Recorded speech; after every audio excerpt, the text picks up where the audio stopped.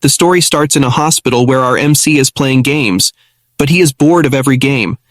Then he finds a game called Dungeon and Stone on a forum. It's a 2D pixelated game, which he doesn't usually play, but since it's free and he's bored, he decides to give it a try. It's a rogue-type game where if you die, you have to start over from the beginning. Without noticing, he plays it for hours and becomes addicted. He plays it everywhere he goes for 9 years. Finally, after 9 years, he reaches the final boss room.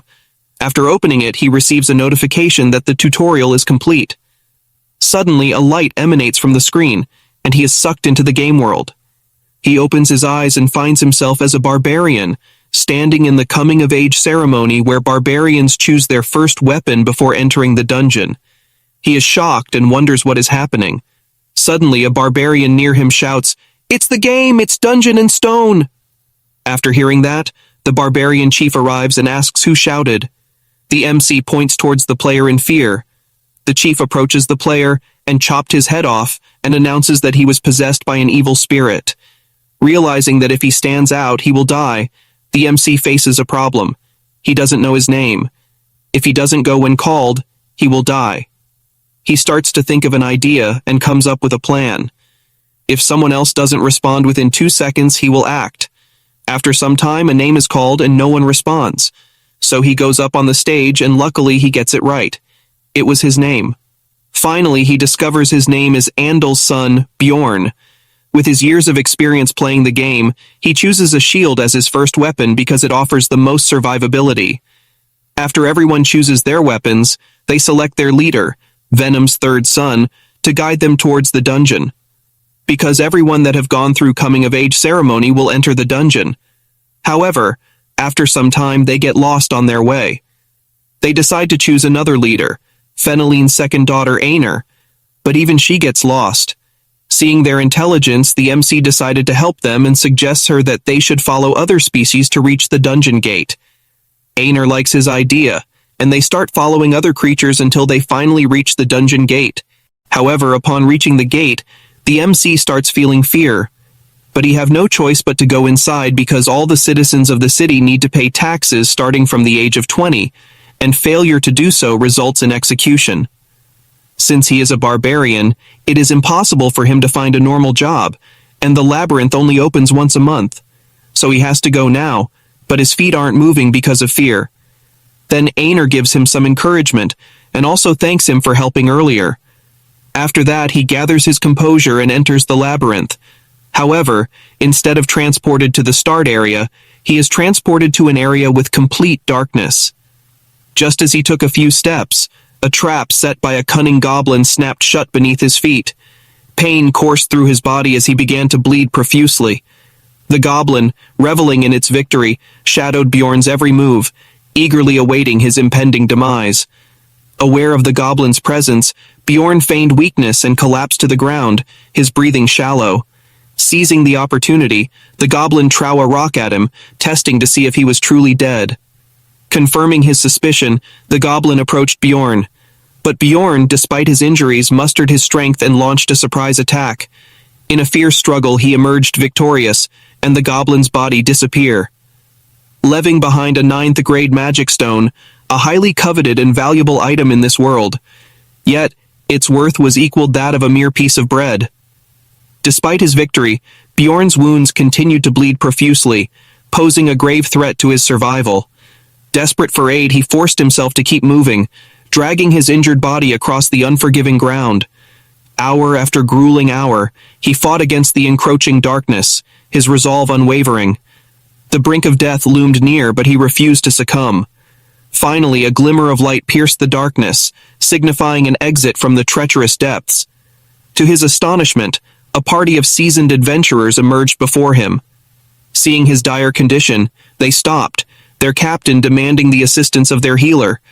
However, much to their dismay, the healer refused, unwilling to use her limited holy power on a stranger. Undeterred, the captain turned to another party member, asking him to give a healing potion.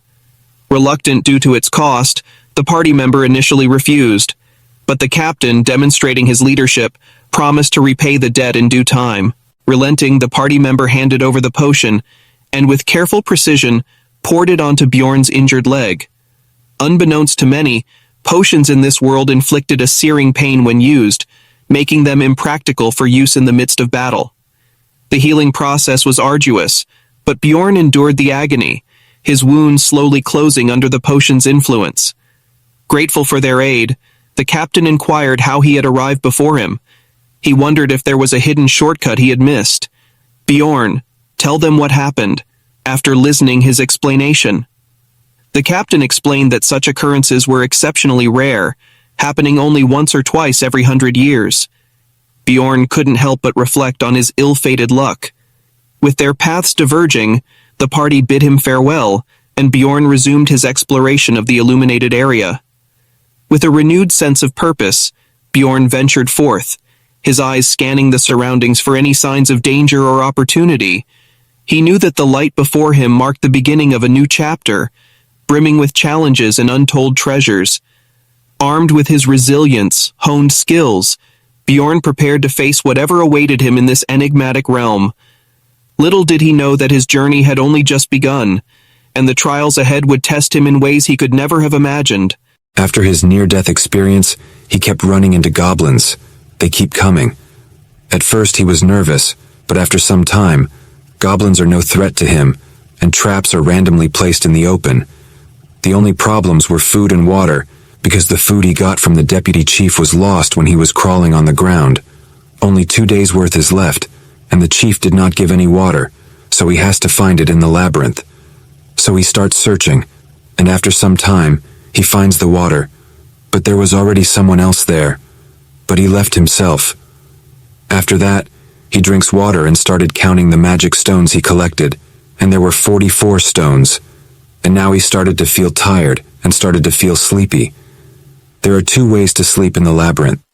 First, live your life in the god's hands and sleep, or second, find allies to protect each other. He tried the second option, but everyone got scared because of his looks and all the blood all over his body. Then suddenly, the man from before comes and asked him if he is looking for an overnight companion. After hearing that, MC got angry. Then he explained that he thought that they could take some sleep while protecting each other. Then MC understands that it was called an overnight companion, and he thought he was saying After that, he agrees, and they play rock, paper, scissors to determine who will sleep first, and MC lost. So the man gives MC a watch and asks him to wake him up after 2 hours.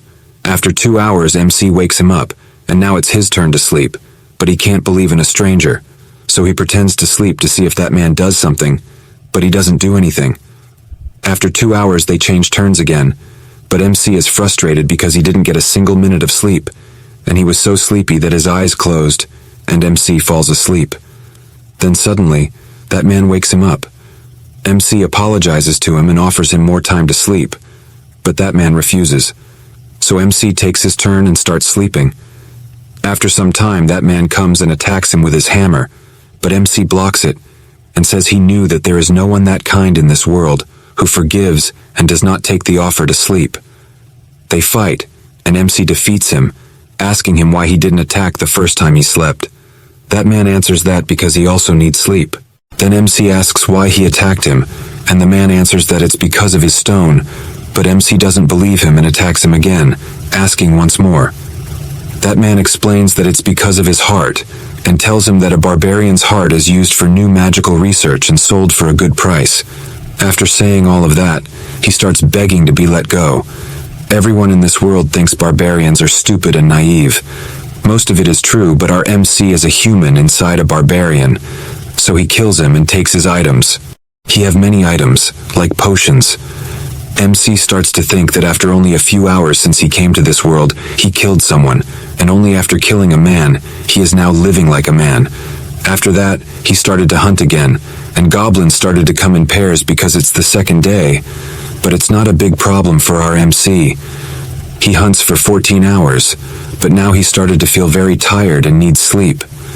Because of the previous incident, this time he chose the first option and tried to sleep alone, hoping goblins won't come, but goblins keep coming.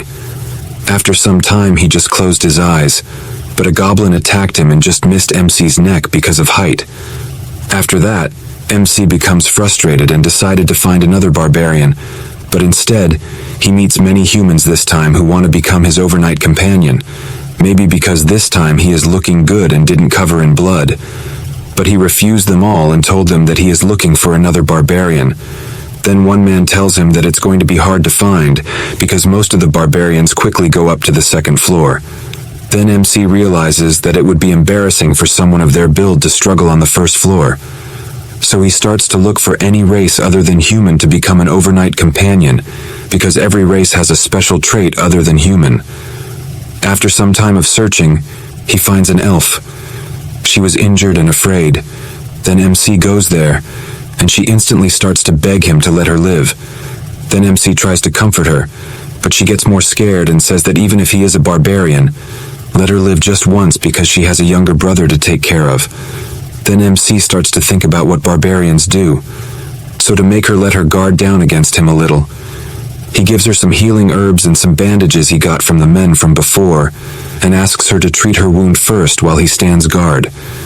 After she finishes treatment, he introduces himself, and she also tells her name, Irwin.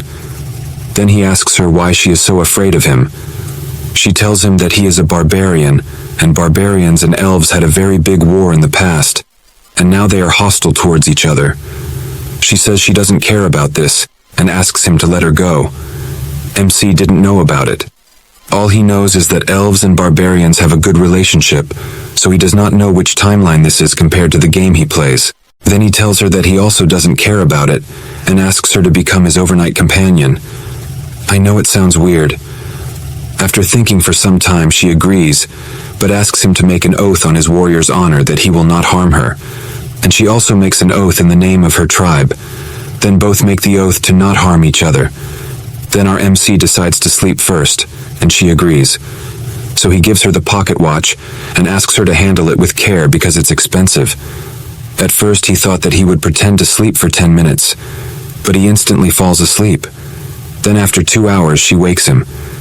Then he realizes that it's all because of the blanket and the bag, and if Hans, the man from before, lent it to him, he would definitely die there.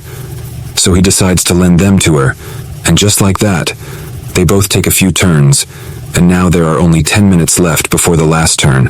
Then 2 men came there and asked Bjorn what his relationship with the elf was. He told them they were overnight companions. Then they asked how much time was remaining. After hearing that, Bjorn told them it was none of their business and that he was not obligated to tell them. He scared them away, and they left. After that, Bjorn tried to wake up Irwin, but she pretended to sleep.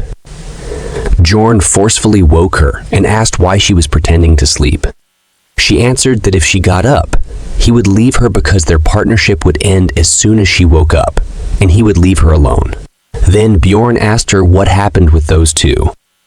She answered that she didn't know them, but they were probably from the same group called the Crystal Union as the human who tried to hurt her. After hearing that it was a whole group, he first thought of parting ways, but this beautiful elf was only 20 years old, and that was reason enough for a man of culture to help someone. So he decided to help her and asked for her full story before deciding. She got really happy and told him that she had met them on the first day inside the labyrinth as overnight companions. And when she was sleeping, she felt a gaze behind her. Only later did she find out that he was a manager of a clan doing business on the first floor, and somehow she managed to escape. Since then, they had been chasing her. Then Bjorn asked how they were able to chase her in the labyrinth. She told him that they were probably using message stones, which allow communication when synchronized prior to usage. Their range is up to about 300 meters. It was a device that didn't exist in the game, so he was a little shocked. Then Bjorn asked her why the members of the Union continued to chase her, when it didn't seem like she had done anything wrong. She told him that while escaping, she swung her knife around and accidentally cracked one of the assailant's ears. Bjorn felt bad for that man, and she was laughing while telling him all this. Suddenly, she felt someone following them from behind, about 150 meters away.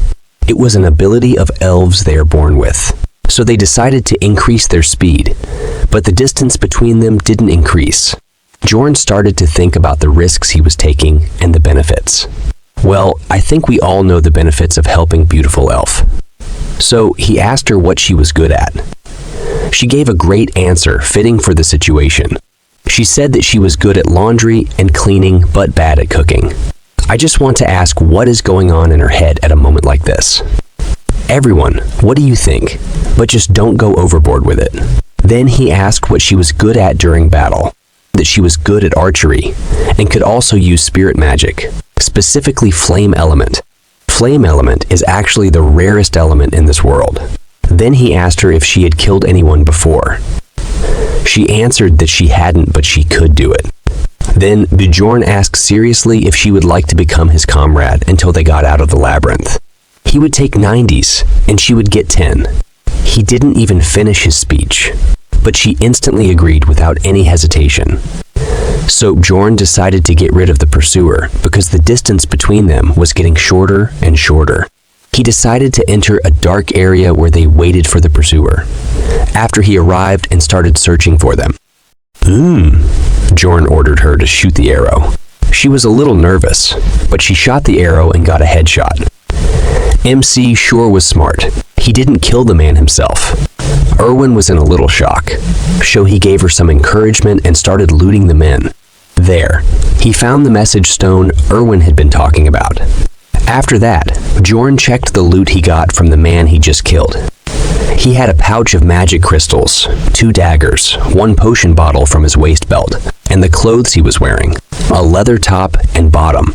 Bjorn sure was a scavenger, and I like this kind of Bjorn story. Then MC asked Irwin about how to use the message stone, and she told him that there was a button on the side. After Bjorn pressed it, a voice came from it, and there was someone giving everyone instructions and asking them to catch the elf and the barbarian with full instructions. He also placed a 10,000 gold bounty on their heads and asked everyone to gather at the Goblin District, which was where Bjorn and Irwin were currently. After hearing that, Irwin got scared, but MC asked her not to be scared, and they moved up to the 2nd floor. After hearing that, she asked if they were really going to the 2nd floor by themselves, as there was a huge difference between the 1st and 2nd floors. Bjorn said he knew it, and told her that they would just stay near the entrance, and they were also a good match. She got flustered after hearing that, but she still hesitated to go to the 2nd floor. Then, suddenly, a voice came from the message stone, saying that whoever found the elf first could enjoy her first on top of the 10,000 gold. Then another man's voice came, saying that if she was too resistant, could he cut off one of her arms and legs. Then that man asked if they should just leave the important part, and he asked if they all knew what he meant, right? After hearing all of that, she immediately agreed to go up to the 2nd floor. This makes Bjorn's work easy and saves his time. He always likes to help people in need when it is beneficial to him, of course. When a chance like this comes, of course, he will take it. After that, Irwin asks Mick about the path to the 2nd floor. Bjorn said that he doesn't know the specific path, but the dungeon is designed in such a way that if you keep following the darkness, you will reach a portal, since the darkness represents a path that leads you to the upper floors. Suddenly, Irwin stops Bjorn because there was a trap. After seeing the trap, Bjorn remembers the dark past and that he just walked a few steps before stepping on one, but they only appeared now after so late. Then he realizes how unlucky he was. Then Irwin asks Bjorn to let her handle it, and he should rest. Then Bjorn told her not to use spirit to save strength. With her clumsy look, you can understand what she is going to do. After that, she goes near the trap, and suddenly 2 goblins attack her, but she was ready in counter. Attacks them and kills the first goblin. Then the second goblin. Then the second goblin tries to attack her, but she quickly finishes him too. After that, she gives both stones to Bjorn according to the agreement of 9-1, and she seems very happy about it, saying there's something her younger sibling has been asking for. And if they keep progressing like this, she can earn a little bit too, right? After hearing that, Mick feels like she is trying to insult him. I also feel the same. But she's got a point there. Then a voice from the stone comes again, saying that they are raising the bounty on the elf to 20,000 gold, dead or alive. After hearing that, Irwin gets scared again. Then Bjorn asks her not to worry, and says there's no one who will search in the dark for them. And these bastards don't have the best teamwork. That's all he said to her. But inside his mind, he was thinking that it's suspicious, that all things are going too well. He was just thinking, but suddenly, Irwin shouts, "There are ghouls." After seeing them, Bjorn starts to think, how are the ghouls here? On the first floor, there are different monsters based on the direction you go, and ghouls are supposed to be in the south. They've come too far after roaming for so long, but actually, it's a good thing for Bjorn. Maybe you guys are thinking about what level Ma currently is, right? To know that first, I'll explain the experience awarding system for the dungeon in stone. You are only awarded for the first time you defeat a monster of the same species.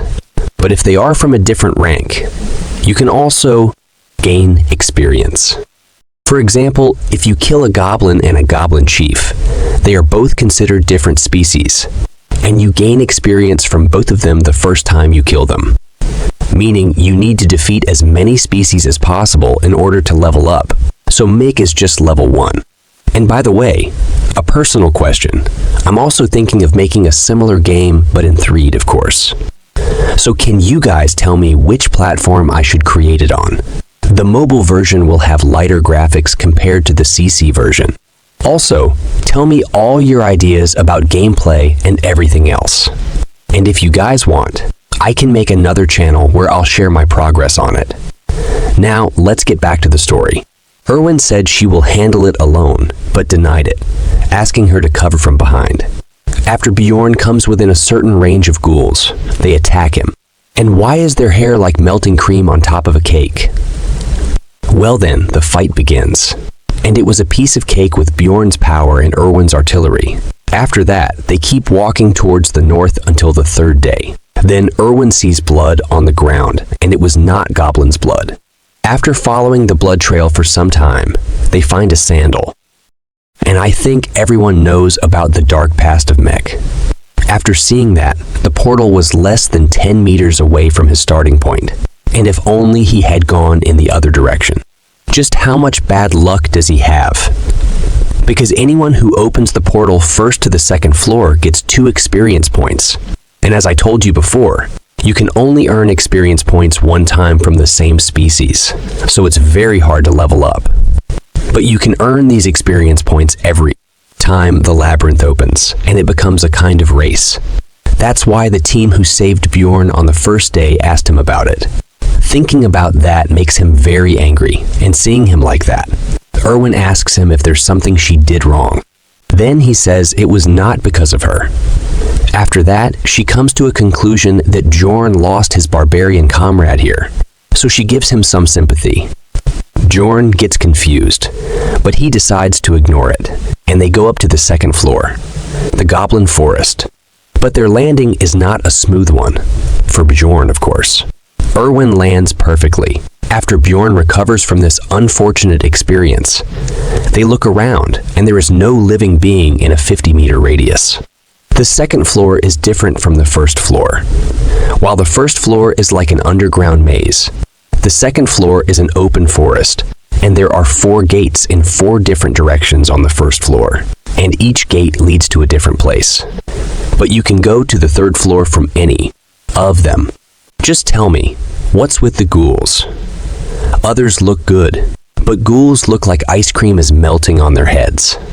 After that, Irwin asks Bjorn what to do now. He tells her that once the time is up, which is 168 hours for the 1st floor and 240 hours for the 2nd floor, the labyrinth spits the explorers back out into the city. So they will stay on the 2nd floor before the 168 hours are up, and then they go back to the 1st floor. But they can't just stay here by the portal all day, so they start to explore the nearby area a bit. Soon after some time, Irwin finds a trap, but Bjorn didn't see it. Then Irwin throws a rock at it to deactivate it, and then she asks for praise from Bjorn. But Bjorn just says that she is good at throwing rocks, and it was always her duty to find the traps. McSure is a Sigma. Let's talk about the second floor a little. Traps on the second floor are different than the first floor. They are well hidden and are all over the floor, but there is no goblin watching over them. And other than traps, another difference is that the goblins go around in groups of about a dozen, sometimes with warriors or archers. And there are more high-ranking monsters the farther you go towards the exterior of the forest. Continue the story. Bjorn and Irwin started exploring the goblin forest, destroying traps in their way so they wouldn't cause any trouble later when monsters attack. Soon, Irwin heard footsteps of the goblins and asked Bjorn what to do. Bjorn asked her about the number of goblins, and she answered that she doesn't know the exact number, but it's more than 10 for sure. After hearing that, he decided that they will attack them and asked Irwin how close they can get without being noticed. She answered that on her own, she can get to about 30 meters away from them. Then, Bjorn said that they will go with her plan. First, Irwin goes near them and shoots the first arrow. Then Bjorn will attack them. However, the second floor is different. There are 3 times the amount of goblins from the first floor. And there's a goblin warrior too. Yes, this guy with the knife-like sword is a goblin warrior. And it should be scary face so many goblins to gather. But instead of being scared, Bjorn's warrior's heart was twitching. He was feeling excited. It reminds me of the Overlord manga where Ainz's emotions automatically get suppressed. With this sense of excitement, he started to crush them one by one, but dealing with the goblin warrior isn't easy. He almost chopped Bjorn's head off and surrounded him with other goblins. The situation became quite threatening, and he might also get injured, but that's if he was alone, of course. But with a trusted partner like Irwin, his back is covered, and he quickly finished them all. He gained 1 experience point for defeating the goblin warrior for the first time, and 11 magic crystals. But the warrior's weapon and armor disappeared with the goblin. The warrior stone has more value than a normal goblin of the same rank. So he decided to give Irwin 2 normal stones. She looked very happy, and after that they started moving again. Once they went farther out than a 3-kilometer radius, they began to come across goblin groups every 5 minutes. This time, there's an archer among the goblins, and as soon as he saw them, he disappeared using stealth magic. It became difficult because of the goblin archers. But it wasn't enough to defeat Bjorn. He just had to focus a little more to dodge the arrows coming towards him, and he easily defeated the goblin archer. After 15 hours of fights, they decided to take rest. And Bjorn gave Irwin the first chance to sleep, and she instantly fell asleep. Then Bjorn started thinking that explorers are scarier than the goblins, especially now that he has a reason to be worried, and it's a problem that she's so pretty. He said it out loud, and Irwin woke up instantly and asked him if she is really pretty. But Bjorn asked her to sleep. Well, it shows that she was not stupid and is always on her guard. And just like that, the 4th, 5th, and 6th day passed, and it became the 7th day, the last day, and it's finally time to leave the labyrinth.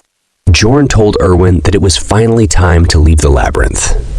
There were only 2 hours and 47 minutes until the first floor would spit the explorers back out. Irwin told Bjorn that she's so tired that she will immediately fall asleep as soon as they're out. Bjorn told her that they should go back now because they should get to the portal earlier rather than late. Of course, things would get a bit tricky now, because the goblin groups had respawned and put down new traps all over the place. Irwin also sensed a goblin group 70 meters away from them with 8 regular goblins, 2 archers, and 2 warriors. Bjorn decided that they will fight. Goblins were just chatting and laughing. And just like before, Irwin shot from afar and popped one of them in the skull, leaving the other goblins stunned. Then Bjorn charged in with his fierce look, scaring the goblins, and he started his attack. He knew that Irwin would take care of the archers, so he focused on killing the warriors first. Bjorn had become a master at fighting goblins, swinging his hammer around and hitting them all to their death in each shot. Irwin also got used to it. She knew exactly when and who to shoot. And because of that, the time it took to kill all the goblins had shortened. He praised her and told her that she did a good job, and she loved having Bjorn's approval. But he told her to tell him when she kills the archers so that he doesn't have to worry about getting shot while fighting. She apologizes and tells him she wasn't sure if the last one was hit or not. He is a bit confused, but agrees that unconfirmed information would be more dangerous. While Irwin just smiled and waited for a response. He was thinking about how much he's grown. He's actually kind of proud, but I doesn't know who he is proud of. To me, it looks more like self-appreciation. Suddenly, Irwin calls Bjorn's attention to something cool near a dead goblin. Its corpse hasn't fully vanished yet. Rather, it has a blue aura around it. Bjorn notes that this essence particularly belongs to the goblin archer. Essences are a part of the skill system in Dungeon and Stone, which gives you passive and active skills with varying stats, depending on the essence's type. There is only one essence allowed per level, but it is kind of like a cheat. It's one of the most valuable treasures for an explorer, and there will always be a limit to how many essences you can absorb. He remembers his early days of playing the game, and recalls how each goblin has a different ability attached to their essence, and your fate will depend on which essences you take. It has a near 0% drop rate, and he never expected to see it here. He was speechless as they stood near it. It feels too good to be true, and he senses something bad might happen. Then our weird but cute Irwin asks him if she would become a goblin if she ate it. Bjorn tells her that she wouldn't, but she would earn a part of the goblin archer's abilities. He tells her how the guy who was chasing them on the first floor had taken a razor mane wolf's essence, which gave him the ability to track their smell. He asks her if she wants the essence, and she says she doesn't really care much, but she will take it if Bjorn doesn't want to take it. Bjorn doesn't care about the goblin archer's essence. He's a barbarian, and he already knows what essence he wants, and this essence would be useless to him. So he tells Irwin that she can have it, but she must promise him something.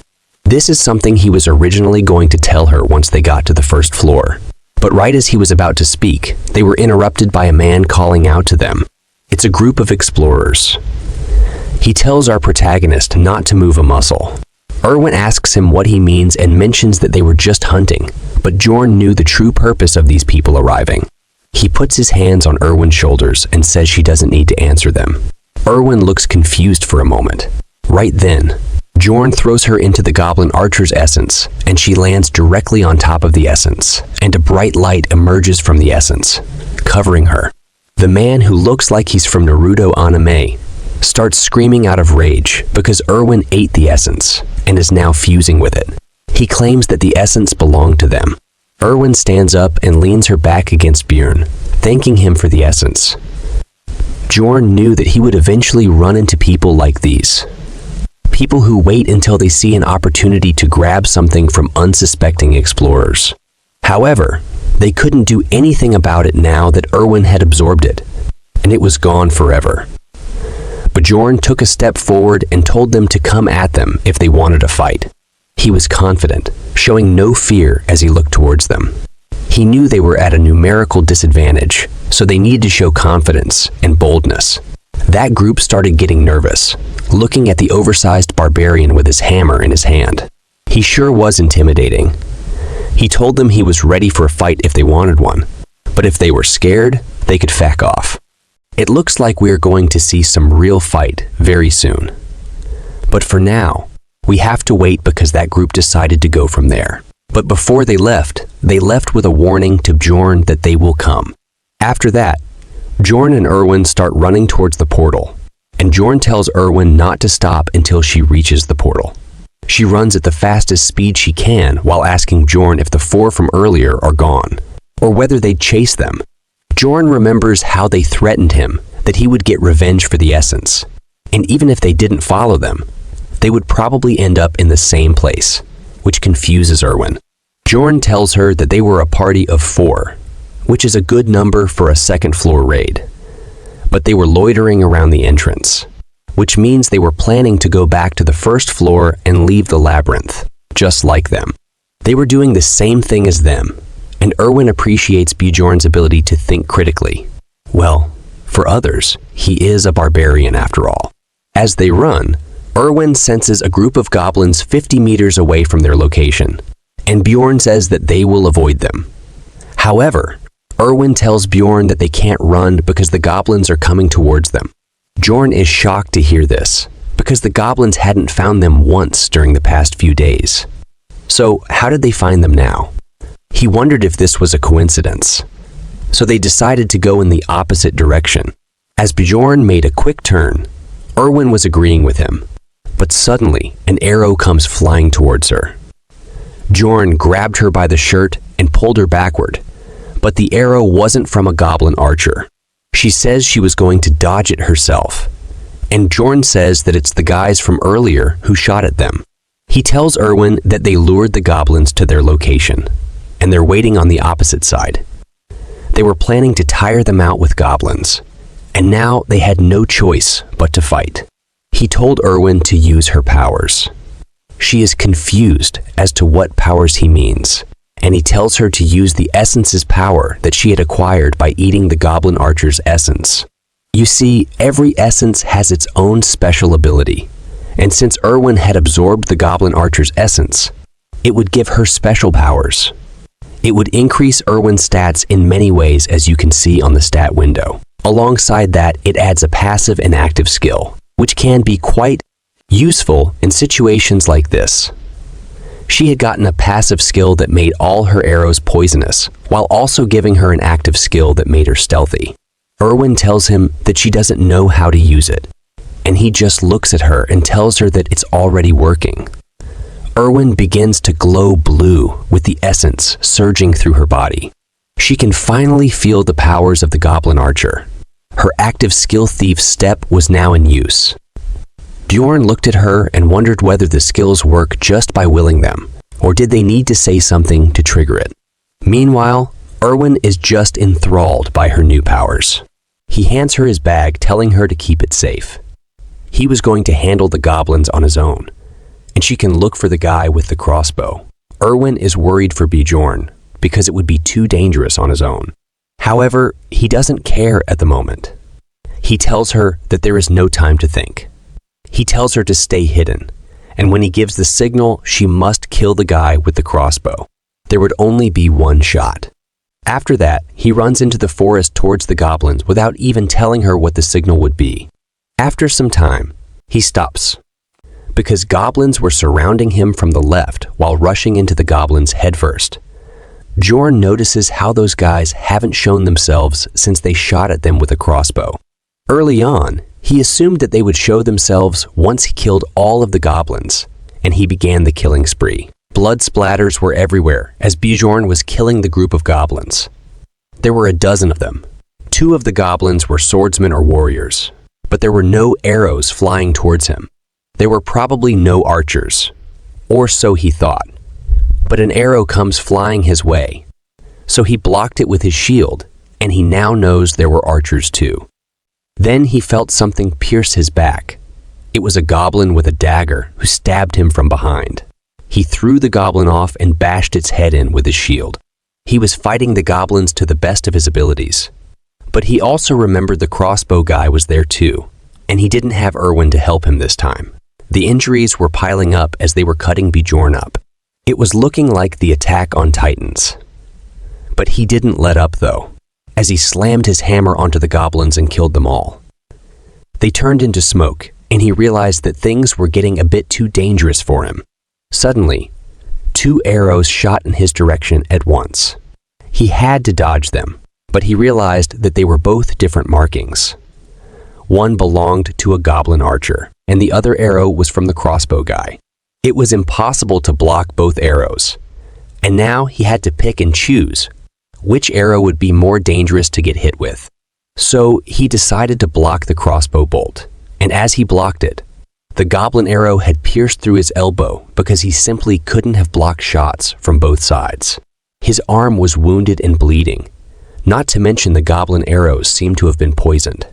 His arm was turning purple, and he couldn't feel any movement within it. He only had his right arm, and he needed to choose between his weapons now. So he let go of the hammer, knowing it wouldn't be much help. He pulled the arrow out of his elbow and chose the shield. It was his original weapon. He knew that the real enemy was that group of scums. If it weren't for them, the goblins wouldn't have been much of a threat to him. He could easily kill goblins with the hammer, but the shield was necessary to protect himself from those crossbow bolts. Bjorn kept slamming into them with his shield. He was flinging them around like they were nothing, sending them flying far away with each hit. But it was not enough. Eventually, he had enough, and he got angry. As he gave the goblins an angry look, the remaining goblins began to run away. As they ran away, Bjorn had one slight moment of rest. He managed to hold on long enough, and he knew he didn't have to chase them down. The group started to emerge from the bushes. They were hiding in there for too long. Their leader smiled and looked smug. He respected Bjorn for getting rid of all of those goblins on his own. He found it impressive and quite unexpected as he walked out with his two other companions. The crossbow guy didn't come with them, but he noticed and asked him the whereabouts of Irwin. With anger, he just tells them to come and fight him.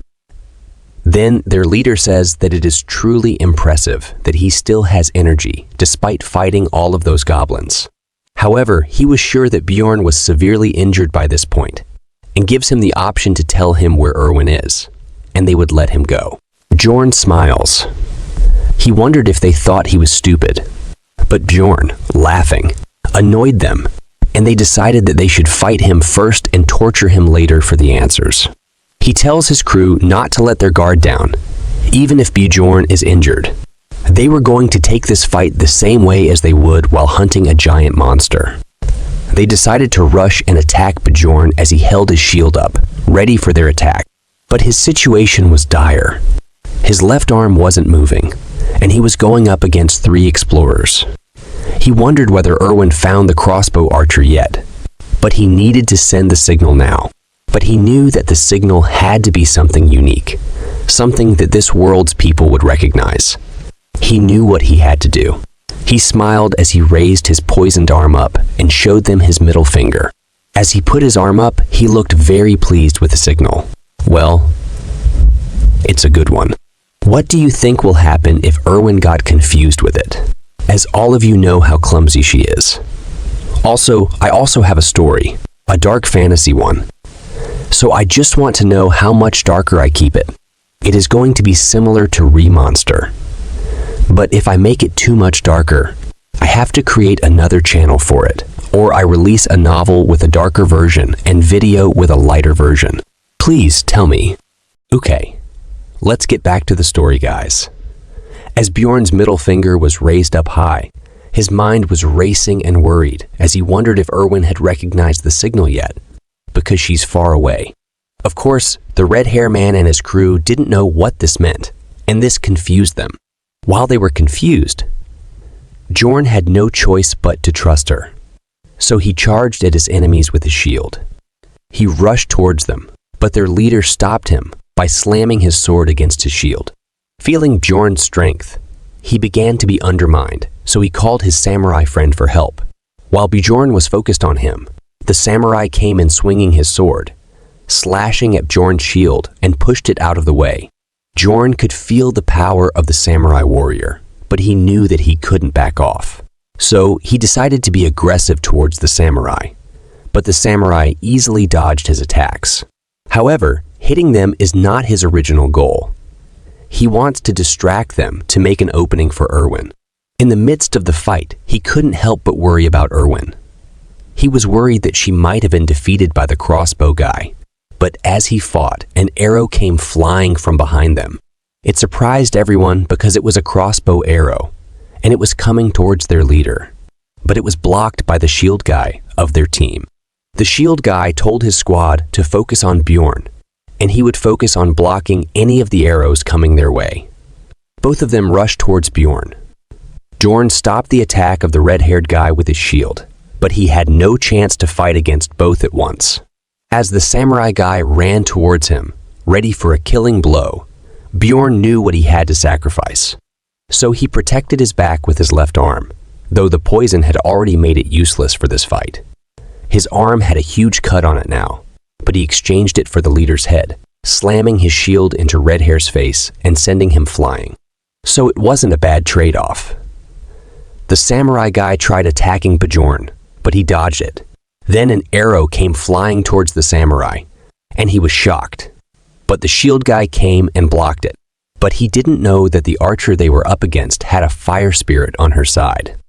Before Bjorn could do anything, another arrow came flying and pierced through the unshielded guy's shoulder. After seeing that things were not looking good for them, Redhair decided to run off and go after Irwin.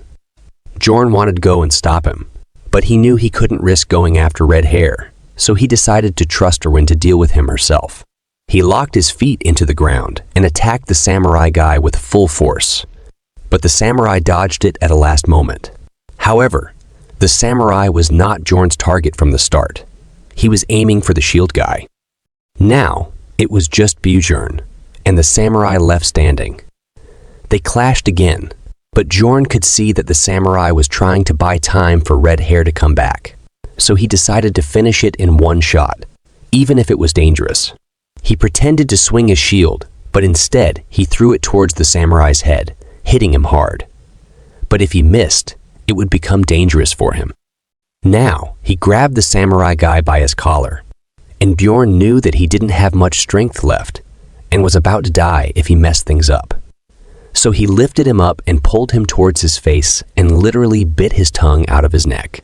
The barbarian rage had taken over, and he was moving off of pure instinct for survival. Now, both of Bjorn's opponent's bodies were on the ground, and he was left standing alone. Irwin came running to him from behind, tears in her eyes because she was worried about Bjorn's safety. She also killed both of her opponents, and now they had both survived the game of survival one more time. This time, it got a bit too close for comfort though.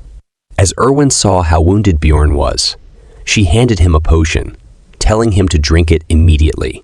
Bjorn was confused because he didn't know that people can drink it. She told him it's better to drink it than to pour it on your wounds, and since he was poisoned, it would clean up his insides too. Bjorn chugged the vial of healing potion and dropped it on the ground as he sat there healing. He could feel his insides boiling, his entire body burning in pain, and his veins were itchy and hot. That's the reason why people pour it on the wound instead of drinking it, even if it has more benefits. While Bjorn was healing, Irwin was next to him, encouraging him. Then he asked her how much time was left. Irwin checked their watch and told him that it was 11:20, which meant that they had 40 minutes until the first floor closed. They did not have any time to rest despite the fight. Then Bjorn asked her to strip, and she had a regular reaction for her standard akos. She was thinking that he was doing it so suddenly, so he must have a reason for it, and she started taking her top off. Or I was just thinking too much. She is the same Irwin we know. Then Bjorn asked what she was doing, and told her that he meant stripping the bodies of the dead guys for items and resources. But now that they had only 40 minutes, Bjorn decided to just take their equipment, magic crystals and backpacks. They didn't have time for other things. So Irwin went to get Redhair and Crossbow Guy's things too. They had only 34 minutes left when Irwin came back with all the stuff. After that, they ran through the forest at top speed. There was only 1 minute left, but they got to the portal of the first floor, and then they jumped into the portal. They managed to come back to the first floor in time. Irwin rejoiced in their success. She had lots of fun. Meanwhile, Bjorn still wondered how she managed to land perfectly every time. She told Bjorn that he did a great job. Then he told her that she did a great job too. Then she leaned in close to Bjorn, asking him what he wanted to say earlier before. But there were less than 10 seconds left before the labyrinth closed. So he told her that they should talk once they were back in Rathtonia, but they would both emerge at different locations. So they had to choose some spot for meeting, but Bjorn forgot the name of the tavern. There was no time left, and he was scratching his head in rage because he couldn't remember the name of the tavern. Finally, he remembered and told her to meet him at the Black Whale Tavern once they were out. She happily agreed to it, and their time together in the labyrinth ended. The labyrinth began to close, and he was being transported back to Rathtonia. Bjorn emerged back in the city filled with explorers. Now the story is going to be more interesting, my horny friends. But for now, he was back in Rathtonia amidst the hustle and bustle of people. It's a place filled with a tremendous amount of people because all the explorers are gathered in one place. But for now, he began to reset his clock because time in the labyrinth flows differently than in the city. No matter how many days you spent in the labyrinth, once you come back to the city, it's always noon on the next day. And you have to reset your clock so that it points to noon. I was curious about one thing. If no matter how many days you spent in the dungeon, you come out the next day and the higher the floor, the more days it takes to close, does it mean you age faster compared to the person outside? Or does the age of the person inside the dungeon not increase? Think the second option is more reasonable. What do you guys think? Let me know in the comment section. Let's get back to the story. In the crowd, he saw a tall barbarian calling out to him, and he wondered what this guy's name was. As the two men shook hands, Bjorn remembered his name as Vanon's second son, Karak, but he was actually the third son. Well, Bjorn always does that. Then another one came, and he was glad to see both safe. This guy's name was Serum, and the name reminded me of something. What about? After that, within a moment, a crowd of barbarians gathered around, surrounding Vanon's second son, Karak, talking about their experience in the labyrinth. He sure was a popular guy, but Bjorn didn't seem to be happy about it. They were having a whole reunion, but I didn't see Aenar anywhere. Maybe we'll see her in the future. For now, one of the barbarians challenged Karak to a duel, and Karak accepted it, which was a celebratory barbarian thing. So they all decided to head out to the bravery checkpoint, where they could get their magic crystals counted, as well as talk some more and share their experiences as they walked away. They asked Bjorn if he was coming with them. It didn't really seem like he wanted to, but he obliged anyways, because what else could he do? At the register table, a lady was counting all of the magic crystals. Some had 20,000, some had 30,000, and at the end, Vanon's third son, Karak, stood above them all with 40,000 magic crystals. Everybody was cheering for him, calling him the warrior of warriors. Then Bjorn walked up to the register and dropped a bunch of bags on the counter. The cashier lady began to calculate. She was so fast that Bjorn was left shocked. After the count was done, it turned out that Bjorn had 182,413 magic crystals. Hearing the numbers, Bjorn was also in shock. After hearing that, they gathered around him and started cheering for him. They also noticed his equipment and bag and started saying that they were jealous of him and that he was a true warrior. All of them were truly happy for him. He was being lifted up and thrown in the air by a crowd of barbarians. And he enjoyed that moment. But people started to complain about it. So the squad decided to hang outside of the checkpoint while some of them stayed inside the building to get their magic crystals counted. As they sat on the steps, Bjorn decided that he should follow all the other barbarians because there might be something left to do that he doesn't know about, and he doesn't want to take the risk of getting exposed. So he would wait for them to return and stick with them. In the distance, he saw a group of elves hanging out. In that group, he saw Irwin. She was talking to her friends about how she learned to control spirits, and they applauded her. Bjorn felt envious because she hung out with that sort of crowd. But he was surrounded by the savages instead. He noticed that she looked at him and waved stealthily from afar, trying to hide her connection with him. He quietly told her to meet tonight, and she agreed. Then the elf lady asked Irwin if she knew him. She denied it immediately. Meanwhile, the same happened to Bjorn. Karak asked him if he knew the elf, but Bjorn said no. Of course, barbarians are free, spirited and loud, and this guy straight up shouted that there's no way a #1 warrior like him would hang out with those cowardly earheads.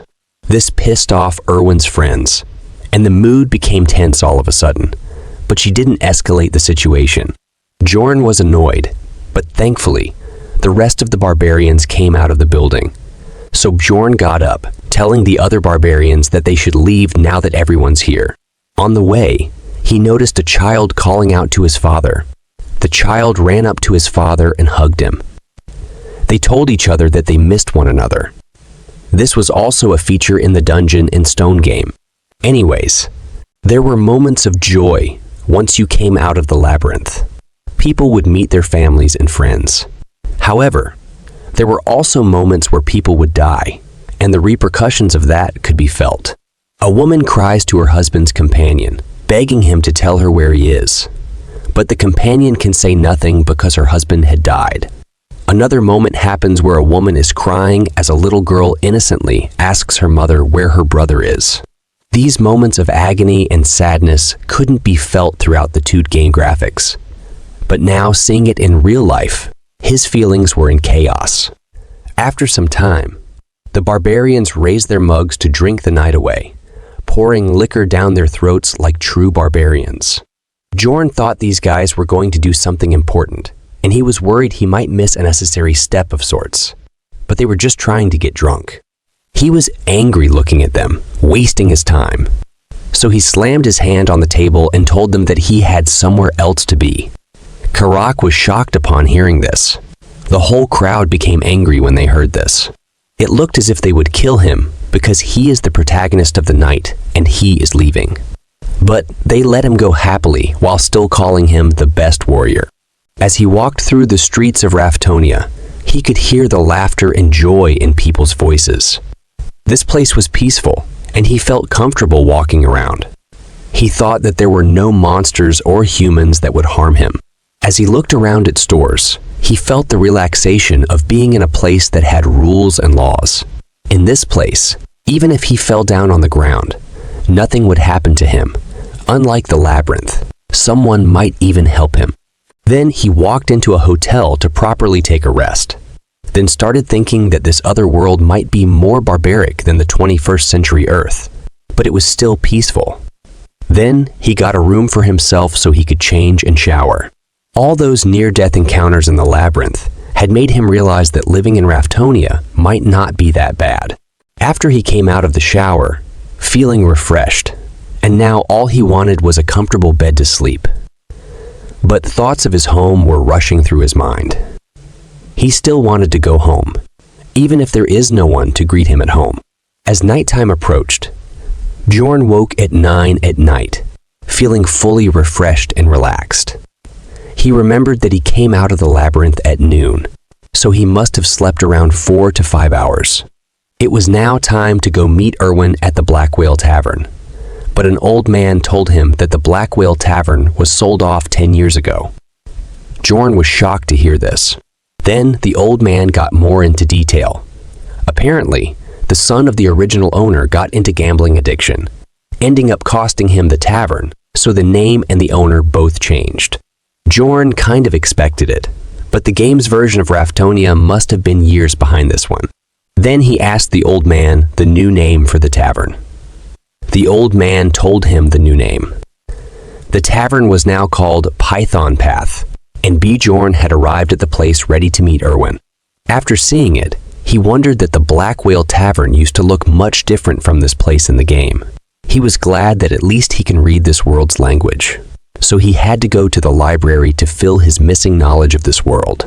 Then he entered, and this place was filled with people going wild. He immediately started looking around for Irwin, but she found him before he could. She called him over by waving her hand and saying his name.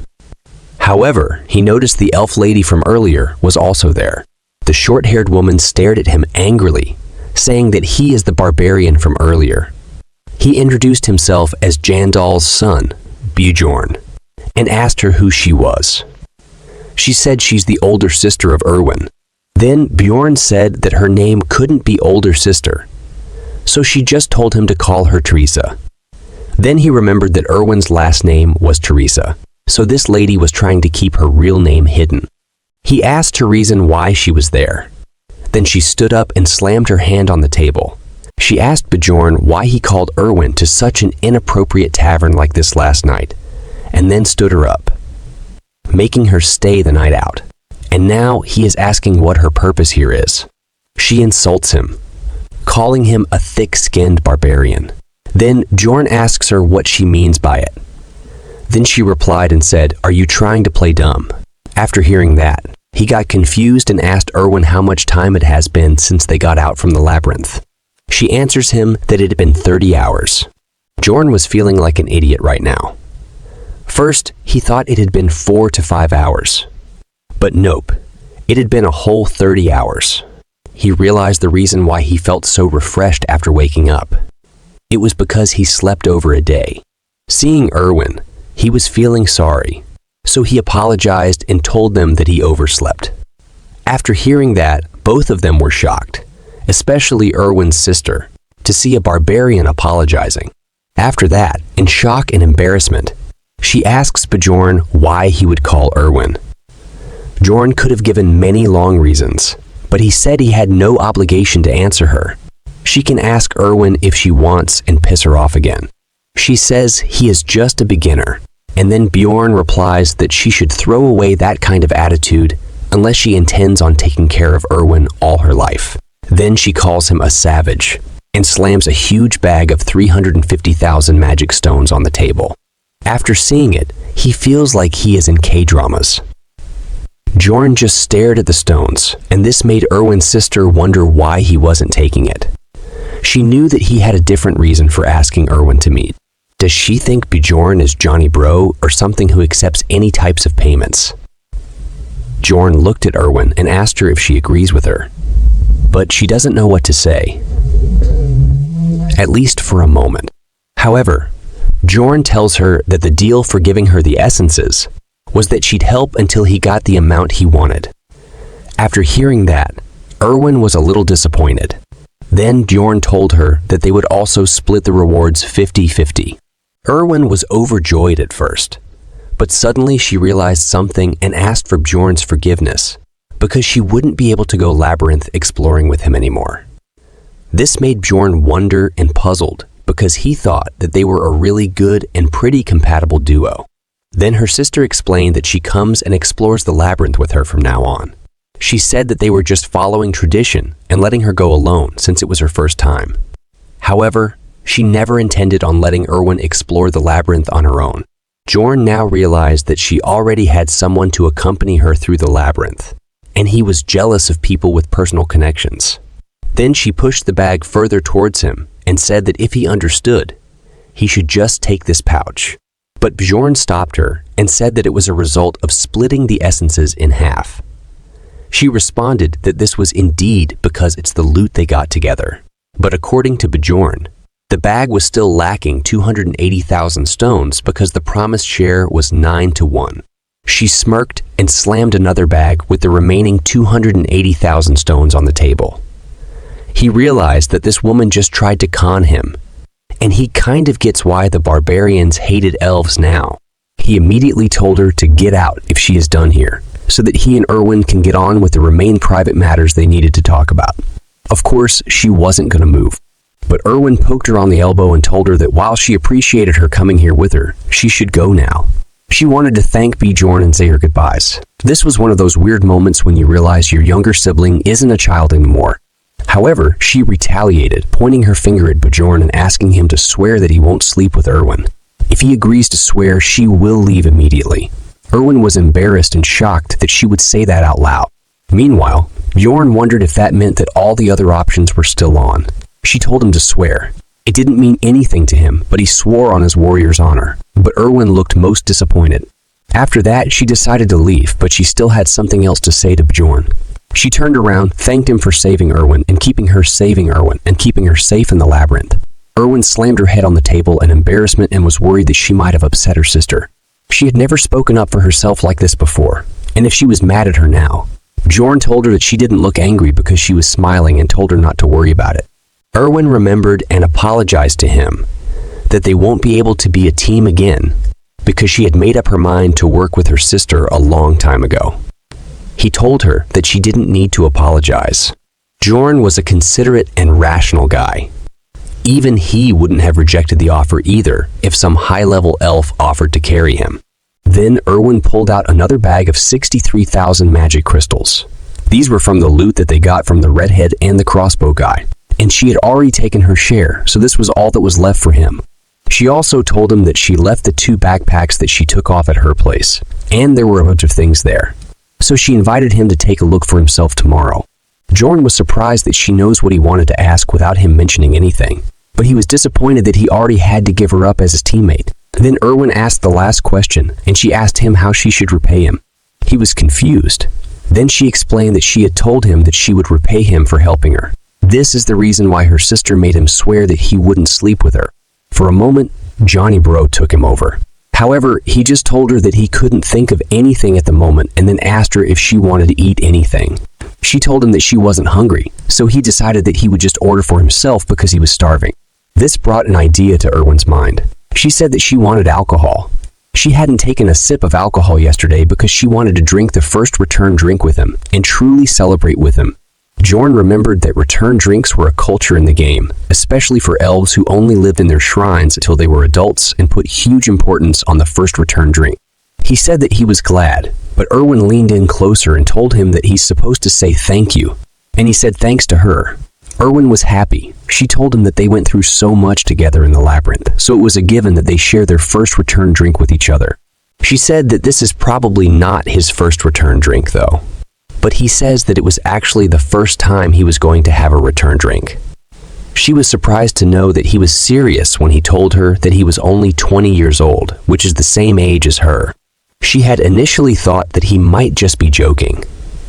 He told her that it was his first time in the labyrinth as well. They start celebrating, and as they're celebrating, Irwin tells Bjorn that he did a great job. Then he tells her that she was great too. The two raised their mugs and slammed their mugs together in a toast. After a bit, their mugs were empty and their food was done. Irwin said that Bjorn was wearing a shirt today as she looked at him, and Bjorn only said in his mind that she was wearing a skirt today. Bjorn took a big sip of rum and decided that it was time for him to talk about the more important stuff now. Meanwhile, Irwin just kept admiring his ability to drink. He asked her if she still wanted to repay him, because he has thought of a way.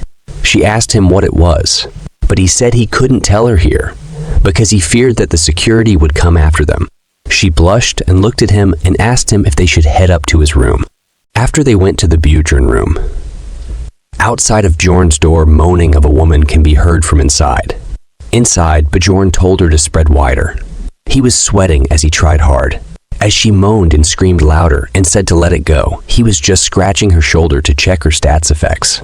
But Irwin screamed out loud from the pain, telling him that he was going to dislocate her shoulder because it had never gone that far back before. He still wanted to make sure though, and asked her if she was sure this was the breaking point. She swore on her family, crying and screaming, so he let her go and told her to rest for a bit. When he let her go, she was in complete shock at being alive. She thought she would lose her arm and life from all that. She looked annoyed and disappointed. She wanted to know if he asked her to come to his room just so he could check her abilities and stats.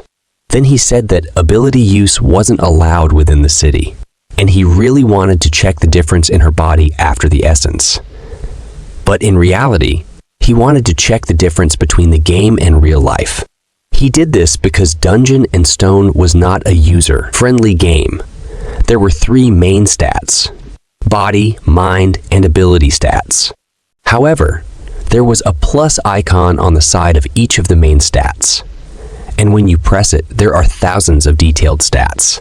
For example, if stamina were to increase, you could carry heavier items and perform better in physical attacks. This was the reason that different characters were capable of different things, despite the numbers of their stats being the same. Bjorn has come to learn of this because he practically put his whole life into the game. But there were still stats that had effects he still did not know about. Irwin was hoping and asking if there is something else they are going to do. Meanwhile, Bjorn was there wondering about the obsession stat that came with the essence Irwin ate. He doesn't know much about it except that it was a low-ranking stat in the mind stat, and that's all he knew about it. So he asked her if she felt a change in her mindset after she left the labyrinth. Did she start overthinking about something or having patience issues? He needed to know more. She wasn't sure. Still, she remembered that she had a desire for cookies right as soon as she came out of the labyrinth. She did not like them before, but she ate a bunch of them when she came back. He wondered if the obsession stat increased desire, which is probably a given. There were still other stats he didn't know about, so he had to take it into consideration when choosing the essence. Maybe this is the reason why she is so horny for Bjorn, because of the obsession stat. As he was thinking, the horny elf pulled his shirt and said she was sleepy. There were still things he wanted to check, but he couldn't anymore, so they decided to sleep, putting out all the candles in the room. Bjorn closed his eyes, ready to relax. In that moment, he remembered something he had sworn on. As Irwin slept leaning on his chest, he remembered that her sister had made him swear not to sleep with her. But he said to himself that she probably meant the other kind of sleeping together. They got up early in the morning and had brought all of the loot back to Bjorn's inn. Irwin asked Bjorn if he was going to sell everything. Bjorn told her that he was going to sell most of it, except for a few items. Irwin had her eye on a piece of gear, a leather outfit, and a belt. She asked him if she could have it. He told her that she can have it if she subtracts its cost from her share, and she agreed. Later on, they went to a merchant shop where they sold all of the extra equipment for a good amount of money. The sword was sold for 350,000 stones. Later, Bjorn sold some more stuff for 180,000 stones. Then they sold the backpacks, which went for a whopping 250,000 stones. After a few more visits to different shops and merchants, they had a solid amount of money in their hands. The bags of money had piled up, and they had earned a total of 1,450,000 stones. As they held the bags of money in their hands, Irwin was shocked after seeing that much money, but she earned just change compared to Bjorn. He really is a heartless man. Bjorn gets almost 1.4 million stones after subtracting Irwin's share because he also killed a man alone before meeting her. He had never made this much money in the game's start before. This was a nice start for him. They walked out into the street. Bjorn told her that this is where they should part. This surprised Irwin. Then he wondered why she was surprised, because they had already decided to go their separate ways. He told her that they're taking the same route, so they should walk to the central square together. Even though she agreed to it, she really wanted to spend more time with him. As they walked up to the town square, they saw a huge crowd of people standing around a guillotine blade. Bjorn and Irwin walked up there. A guard screamed out loud, stating that there was an execution happening and that everyone should back off. A man was forced into the guillotine, his head and hands poking out as his face sealed up with bandages. These people hadn't committed any serious crimes. Their only crime was that they hadn't been able to pay the taxes. The execution began, and the guard pulled at the rope. Rathtonia was the final remaining city of the other world that ended at the hands of a witch's curse. The only place to get resources in this limited space was the labyrinth. Therefore, those who couldn't pay taxes were executed to decrease the number of mouths to feed. As the blood hit the pavement from those who were executed, a bunch of people came running and holding pieces of bread. They dipped their bread in the blood and started eating it. Irwin was barely holding herself from throwing up, asking Bjorn why they were dipping bread into the blood. He told her that there's a legend that everyone who drinks the blood of the executed will gain great financial luck. Bjorn asked Irwin how much the taxes were for the first year. She told him that it's 700,000 stones for non-humans. He realized that it was a bit off from the game, but similar. He asked her what it is from the second year and afterwards. She told him that it was 800,000 stones, and they were exchanging fees too. This was the same number as the game. As they stood there, looking at them devour the bread with blood sauce, Bjorn started thinking about tax rise each year of work. And if he can't get back to his real life, and if he can't compete with the increasing taxes, his blood might be the one that people are dipping their bread into. And to avoid that, he has to save money. And for that, he needs to become an explorer that can at least reach the 6th floor. The The scene switches to the library. As he walked in, he wondered why people were staring at him because he was a barbarian in the library. Then he saw Aenar using a book in the library as a pillow and sleeping. Well, it's good that she's okay, because we didn't see her after he came out with the other barbarians. He walked up to her and poked her, wondering why she was there. She woke up, saliva drooling down her face as she looked at him. Jorn looked at her and said that he was glad to see she was doing fine. She gave him a smile, telling him that she feels the same. He told her to lower her voice because they were in a library. She answered that she never expected to see her fellow barbarian here. Jorn asked her what she was doing here. She told him that she was here because of what he said to her earlier. He told her that she should think before acting, and she wanted to gather more knowledge in order to think properly. Jorn was surprised because she is different from the rest. She tells him that while she was in the labyrinth, she realized that the monsters weren't the only enemies they had to encounter. As she's speaking, Bjorn thinks about how if there was any regular barbarian in her place, they would be bragging about their experience. Instead, she said that this is why she decided to study, but she found reading to be very, very difficult for her. So she wanted to learn how to read and write properly, and she was thinking of going to their shrine so she could learn all that from the elders. He asked her if she was going right now, and she said that if she doesn't, she would forget about it. As she's walking, she remembers that she promised to repay him for his advice if they came back alive from the labyrinth. She told him that if he ever needed anything, all he had to do was ask her at the Angry Bull Tavern. He looked at her and said that he would definitely come to her if he needed. He was simultaneously hoping that she doesn't forget about this promise in a couple of days, because he was probably going to need her help very soon. Anyways, he needed to find a book, and he didn't know how to do that in a place this big. His eyes went straight towards a girl sitting at the front desk, which is the librarian. He walked up to her as she slept on the job. He tried speaking to her, and the girl woke up while raising her head. She looked at him and asked him what he needed. He tells her that he's looking for a book, one that is related to history, but she interrupts him and casts some spells, conjuring up a weird ball of light that starts floating towards Bjorn. He's confused about what magic she cast. Then the ball of light shimmers its way into his chest.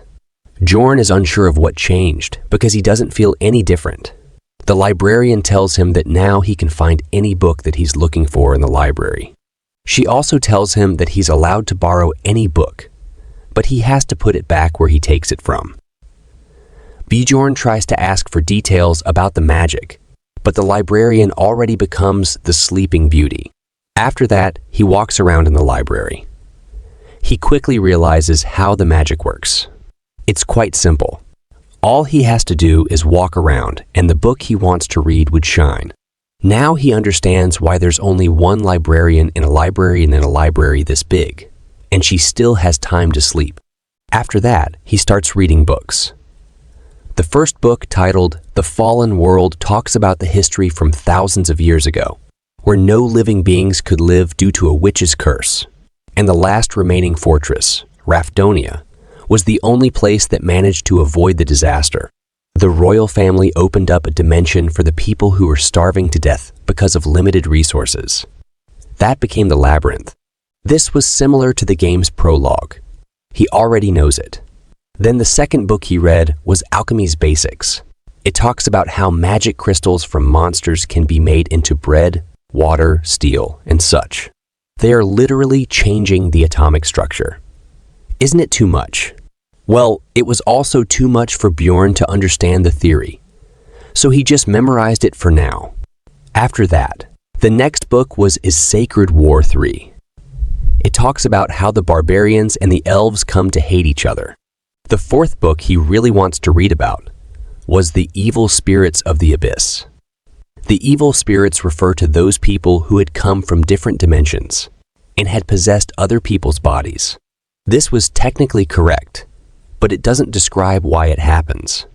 It's clear that the temples and the royal family had tried their hardest to get rid of this phenomenon. Well, what I think is that someone from the royal family is also one of the people from Earth, like Earth. and then he made it public to get rid of any competition. Well, it's just my theory.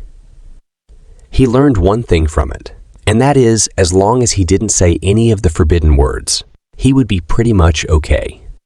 The fifth book, titled On the Death of the King, is about the first ever king, also called the Immortal King, Lavagen III.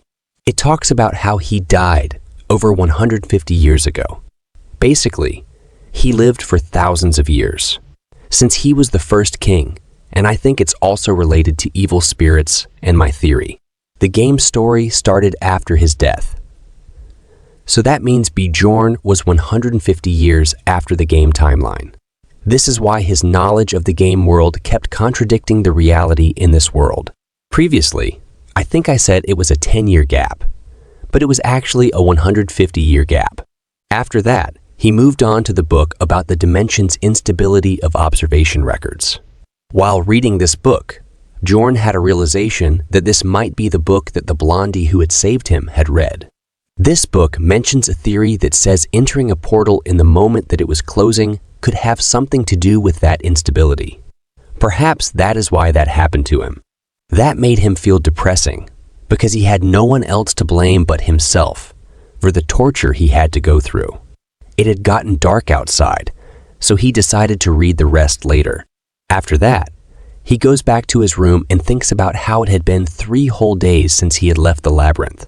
The labyrinth opens up on every first day of the month at exactly midnight. So he has 27 days left to prepare himself, and he has to find a new member for his party from tomorrow onwards. In early morning, Bjorn woken up by loud knocking noises on his room's door. It was Irwin who was knocking the door. He hurried to get out of bed, then he opened the door to see why she was standing outside. He asked her why she was banging on his door so early in the morning. He was just saying, but suddenly he felt an incredibly powerful gust of wind. It was Irwin's new contract. She was excited to show Bjorn that she had succeeded with the new Sprit contract. She told him that she had tried 10 times with the Spirit Stone that her sister gave her, and it worked out, and it's a wind spirit. It was perfect match with her fire sprit. He congratulates her, but in his mind, he was think about that how rich her sister and her family is, because Sprit Stone is an item that lets you sign a contract with a Sprit with 10% possibility. But they are pretty expansive, and she tried in times. And before she was saying she have a little brother to take care, acting like a poor, helpless lady. Well, whatever. After he saw it, he told her to get rid of it. She wanted to show him more, telling him that she hadn't shown him everything she can do. Then her to look what mess she made in his room. After seeing it, she started to apologize. She promised to clean up the whole mess right away. A little while later, Irwin sat on the bed looking tired after she was done cleaning up the whole room. Bjorn looked at the room and wondered how incredibly talented she was at cleaning, even though she had told him before that she was great at it. He congratulated her on having a contract with the spirit, and she was really happy as she thanked him. But he is a stud. He told her that she shouldn't have come to him just to show him this. He tells her that she should have spent her time much more wisely, because she would have to go back into the labyrinth in 26 days. While Irwin agreed with his logic, she had wanted him to be the first to know about her achievement. Bjorn wondered why she felt so attached to him and speculated that it might be due to an obsession trait she gained from a goblin archer essence. He wanted to maintain a business-like relationship, but also expressed his willingness to be there for her as a friend and fellow comrade. As the morning continued, Bjorn planned to use his time effectively. He went to a place called the Angry Bull, where many barbarians were staying. He was welcomed by cheers from the crowd, being recognized as the strongest warrior. Inside the inn, a barbarian warrior informed Bjorn that he could stay for a cheap price due to multiple barbarians sharing rooms. Bjorn revealed that he was there to see Feneline's third daughter. He was still forgetting the names. Then that barbarian corrected him, because Aenar was Feneline's second daughter, and I think it is very important. Aenar arrived to the scene, and that guy told her that Bjorn was looking for her. She walked up to Bjorn and asked him why he had come to see her. Bjorn told her that he had a favor to ask her, which is that he wanted to fight her. She asked him if this was for training purposes, and he said yes, he needed to get stronger because he knew he wouldn't be able to survive with his current fighting skills. Aenar told him that it wasn't really a favor. If you wanted that, all he had to do was come out to the field where there were already dozens of sparring. She told him that as long as it wasn't in the morning, she was ready to fight whenever he wanted. He told her that they should begin right away. The crowd was ready to see some combat as Bjorn dashed towards her. He knew that he came to learn, but he wasn't intending to lose either. The fight began, and Bjorn rushed toward Aenar with his full power. Aenar was also ready. She swung her sword, and Bjorn's body hit the ground with his face bruised and nose bleeding. Crowd starting to shout that Aenar is the best warrior now. She walked up to him and asked him if he was okay. He answered that he was fine and asked her for one more fight. And just like that, they keep fighting for an entire day. They both are huffing like a dog. But Aenar asked Bjorn that it's fine if he wanted to keep going, but she would like to rest for a bit. I don't know why, but to me it's looked like she is also from another world. It's just my thoughts. He told her that was enough for today, and asked her if she was going to go to the labyrinth alone next time around as well. And she nodded. She told him that she was too broke to form a party, so this was her only option. Bjorn immediately asked if she'd like to be his teammate, and he would keep 80 of the profits, but that he would pay for the party fees and everything. But in reply, she told him to shut up, as she had already heard enough. Bjorn stated to feel nervous. He was worried she wouldn't agree to be his teammate, so he brought up other ideas for her to stick around. But Aenar just grabbed his hand and told him that she wouldn't understand even if he tried to explain it to her. However, she trusted him to join the party. He told her that he was looking forward to working with her. Next day, Bjorn headed to the Barbarian Shrine, a place of great importance to the barbarians. Here they saw the chief of the tribe. I like this old man's smile. He welcomed both Aenar and Bjorn. Old man asked him if he had come to learn how to read and write, like Aenar had. But Bjorn denied it. He was not here for that. He was come here something more. That thing called the spirit seal, or more specifically, he wanted a spirit seal called the undead seal. In this world, every species have specific trait to them. Elves enter contracts with spirits in order to borrow their powers, and dwarves receive the blessing of armor, which increases the effects of all their items, and the beast people enter into contracts with ancient beasts, called spirit beasts. As for the barbarians, they had the spirit seal. The chief got way too close to Bjorn's face, aggressively asking him how he even found out about that. The chief knew that usually that wouldn't be common knowledge to a young barbarian. So how did he find it? This had made the chief suspicious. But it doesn't matter though, since Bjorn had gone to the library to find out more information about the seal. So he told him that he read about it in a book, and that he had heard that spirit seals were greatly helpful in the war against the elves. The chief's attitude immediately turned. He told Bjorn that he was proud of him and Aenar for reading books. He said that he had no reason to deny the spirit seal.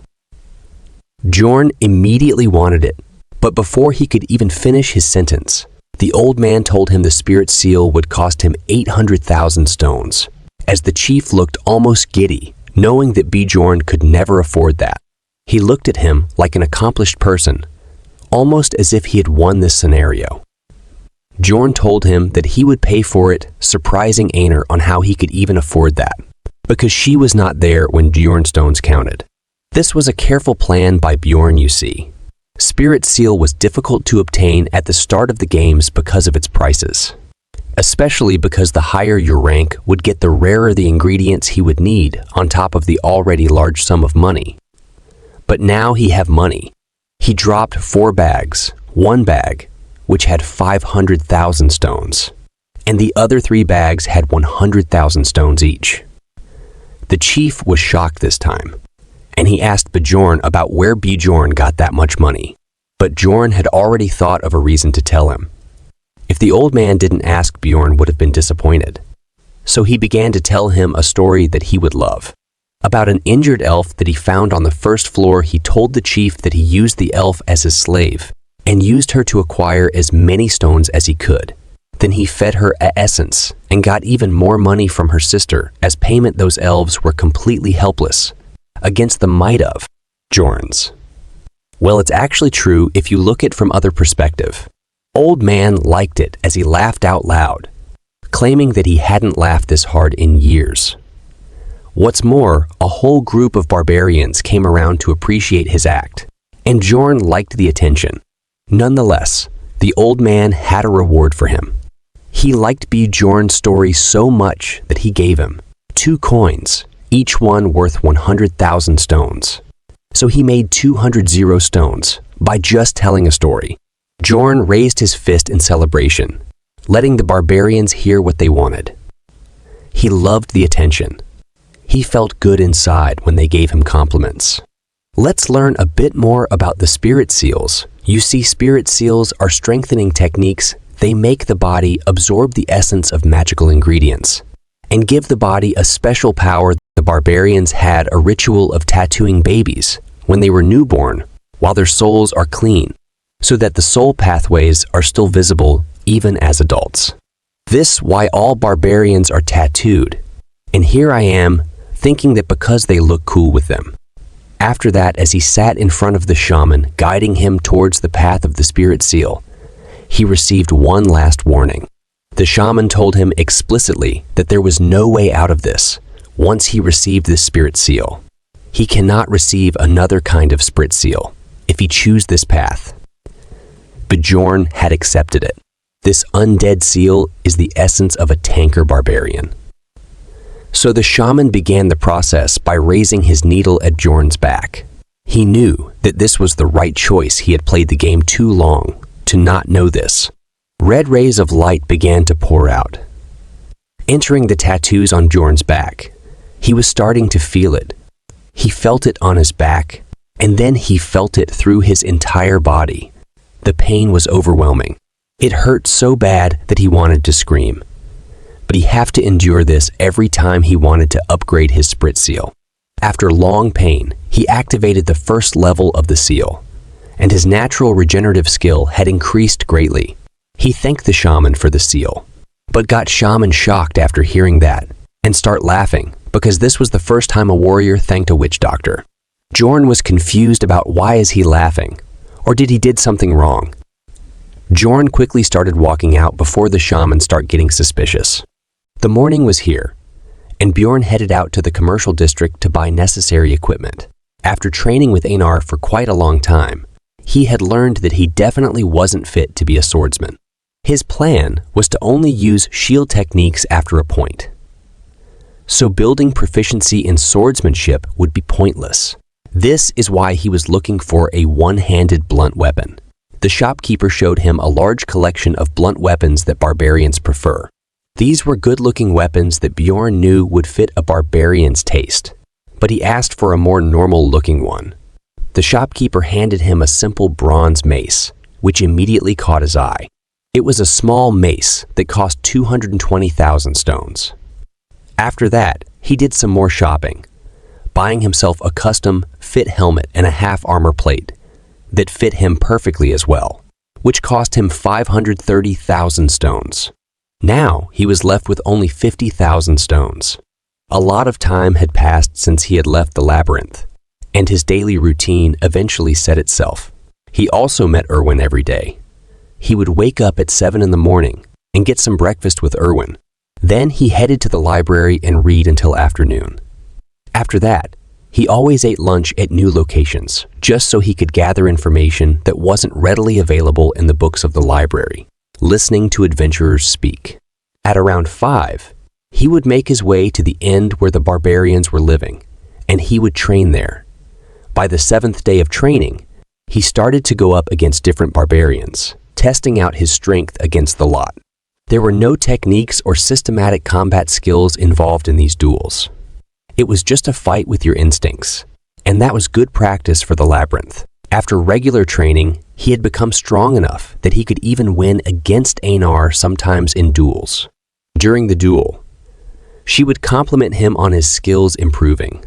Although when he beat her, he would tell her that she had a pattern of fighting, but since it was habitual, Aenar had a hard time changing her patterns. At night, he would get home and wash up, after which it was time for Irwin to come see him again. He walked out of the shower and saw her there. He asked her how she could make the 1-hour walk journey every single day, but she was usually just happy to see him and wanted to eat dinner with him. They would be together till 11 p.m., after which she bid him goodnight as it was time for her to leave. After that, she stood there for a second, looking back at him and telling him good luck for the labyrinth, because the day was almost there. They were going back in tomorrow. As he wished Irwin the same for her time in the labyrinth, Bjorn realized how quickly the time had passed. There were only 24 hours left before the labyrinth gates opened. I clear it to you if you are confused. Bjorn can't see these pop-up windows. The next day at 8:10, they went to the Explorer Guild to receive the Unity magic. They arrived inside the building and walked up to the counter. He asked to receive the Unity magic. The cashier lady looked at them and wanted to make sure that it was just the two of them. Bjorn acknowledged it, telling her that she was correct, and in return, she told them to place their hands on the crystal. As they put their hands on the crystal, the lady proclaimed that 2 rank 9 explorers would have to pay 15,000 stones. It was an expensive fee considering that this was just a one-time use thing. However, it was a necessary thing to get. The Unity magic had only one purpose. It existed so that you would spawn at the same spot in the labyrinth as your teammate. Bjorn asked the woman at the counter about what determined the rank of explorers. She told him that they judge it by the amount of essence in one's soul, which made Bjorn curious if the price would also increase with his rank. The lady told him that he was right and that it was only valid for 24 hours from now. Anyway, after they got their Unity magic, it was time to go and eat. Aenar looked like she was in love at the look of the food, wondering what the hell this was. Well, Bjorn had ordered the most expensive meal at the tavern as a last feast before entering the labyrinth. He told her that this meal cost 800 stones, as she drooled at the sight. He told her to try it, and just as she took one bite, it was all well worth it. It was almost as if she found herself to be in heaven. It felt like a dream to her. The food was way too good. This meal had motivated her.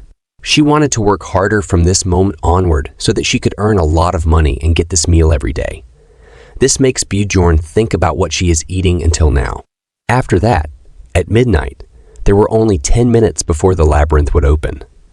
The guards were stopping people from entering before it began. As Bjorn was noticing the size of the humongous portal, he heard a loud commotion in the background. It was a group of freshly turned warriors. They were cheering Parthun as a great warrior. Bjorn wondered how they even managed to find their way every time. I think there is another worlder like Bjorn every time in the new group. Again, it's just my thinking. Aenar, on the other hand, got sentimental looking at them. It reminded her of the good old days, which was literally just a month ago. The announcer told everyone that they could now enter. Aenar got excited and told Bjorn that they should go now, but he told her to wait.